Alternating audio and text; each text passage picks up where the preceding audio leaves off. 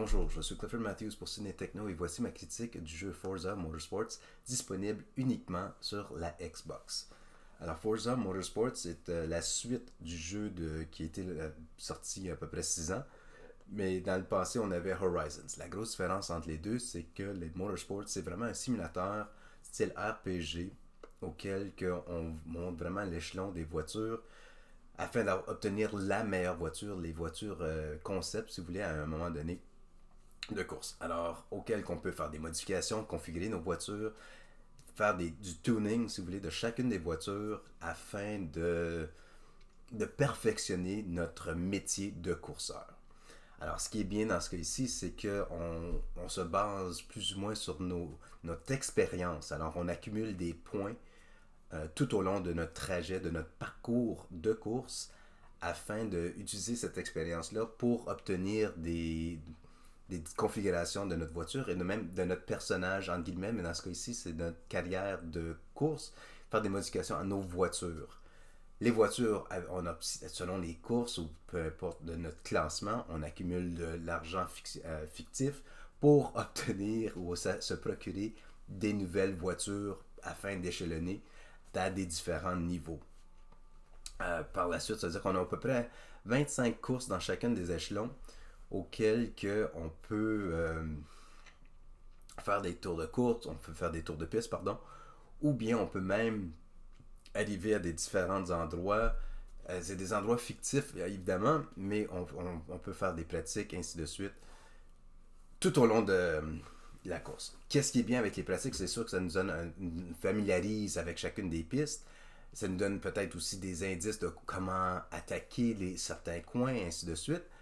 Et par la suite, quand on arrive à la course telle quelle, pour augmenter notre défi ou même augmenter la valeur du prix, on peut changer notre positionnement.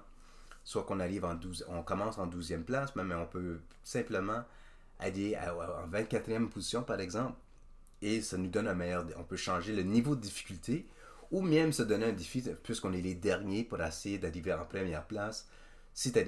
Plus grand le défi, plus grand est la récompense par la suite. Qui est intéressant comme concept. Puis j'aime bien aussi le fait qu'on peut changer de niveau de difficulté. Alors si tu es un amateur, c'est la première fois que tu fais la course, tu commences au niveau débutant. Par la suite, tu peux continuer à faire tes pratiques en mode débutant et par la suite aller à expert. La grande différence entre les deux, c'est sûr que l'intelligence artificielle devient plus compétitif, mais aussi c'est qu'il peut avoir contact avec les autres voitures, alors il faut vraiment changer sa façon de jouer, le gameplay. Pas le gameplay, mais nos stratégies afin de, quand on attaque les coins, ou bien accélérer, freiner, ainsi de suite.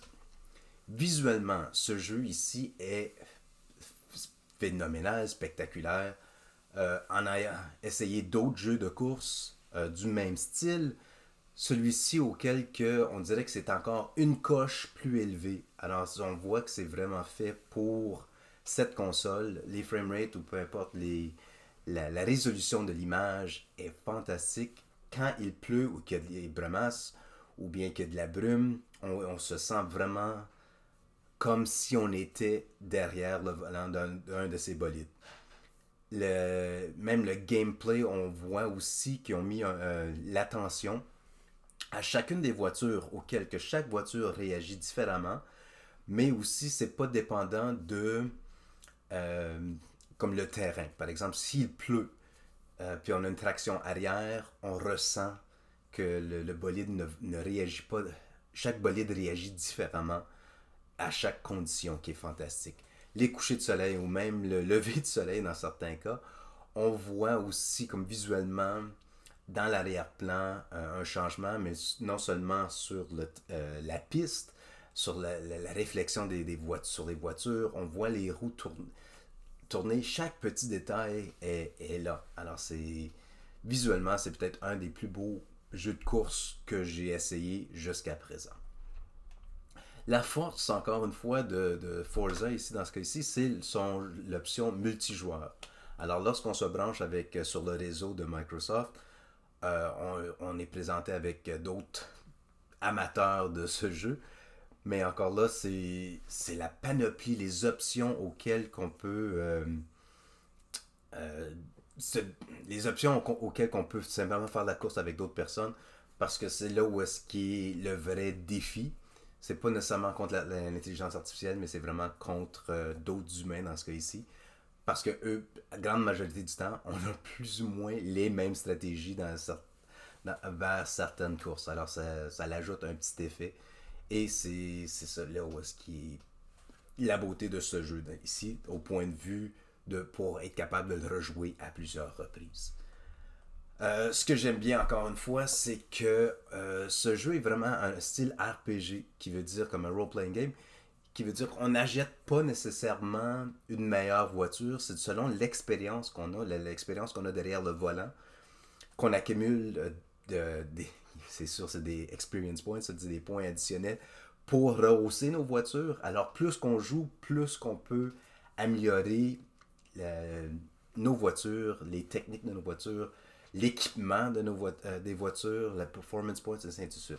C'est sûr que à la fin de chaque course, on obtient un prix, une bourse ou peu importe, mais ça nous permet d'acheter de nouvelles voitures et par la suite, encore une fois, on va plus d'expérience qu'on a derrière le volant de la nouvelle voiture, plus qu'on peut faire des modifications avec les points qu'on a accumulés d'expérience. Alors ça, c'est un super bel ajout aussi. La trame sonore de ce jeu ici, honnêtement, elle est pas remarquable. C'est pas remarquable, il n'y a pas une musique telle quelle. Oui, il y a une narration, il y a quelqu'un qui nous parle de temps en temps pour nous parler, de nous décrire de la piste, ainsi de suite, mais c'est pas quelque chose qui porte à notre attention. Alors on peut facilement la mettre de côté, puis vraiment pas s'en apercevoir. Alors mais c'est pas là où est-ce qui est l'importance du jeu. Alors, la force de ce jeu, c'est plus ou moins le visuel, la façon que la voiture réagit selon nos gestes, nos actions avec notre commande, notre télécommande, ou bien si on a le. Honnêtement, j'ai un blanc de mémoire. Si une roue, un guidon, ou peu importe, mais est disponible, je sais qu'à l'ordinateur, ça serait possible. Mais pour la Xbox, pas certain, mais ce serait fantastique si c'était disponible. Il faudrait que je m'informe là-dessus.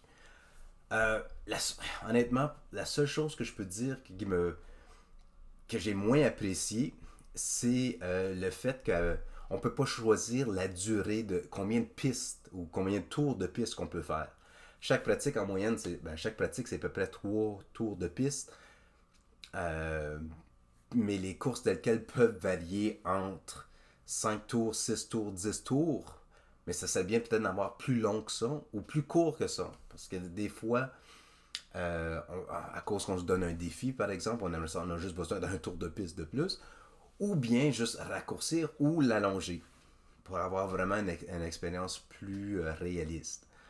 Mais en soi, encore une fois, ce que j'apprécie, c'est sûr que c'est le, le visuel fantastique, le style, l'approche RPG fantastique, l'animation au début, même si on voit notre personnage, c'est tout simplement quelqu'un dans un costume de chauffeur avec son casque, on voit pas le visage, pas rien. Est-ce que c'était vraiment nécessaire de l'ajouter? Non, mais c'est bien de voir notre personnage, entre guillemets, sur l'écran, qui est sur le podium, en troisième, première place, ou deuxième ou première place. Ça l'ajoute un petit quelque chose, mais pas grand chose. Mais ça l'ajoute un petit élément de plus. La raison pourquoi que je suggère ce jeu ici, c'est simplement ça nous donne le fait qu'on peut rejouer à plusieurs reprises pour avoir ces points d'expérience additionnels.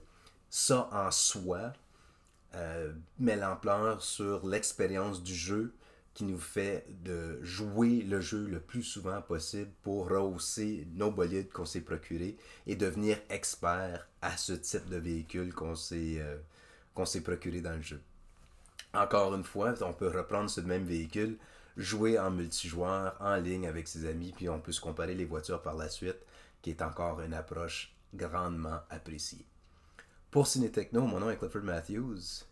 Merci et à la prochaine.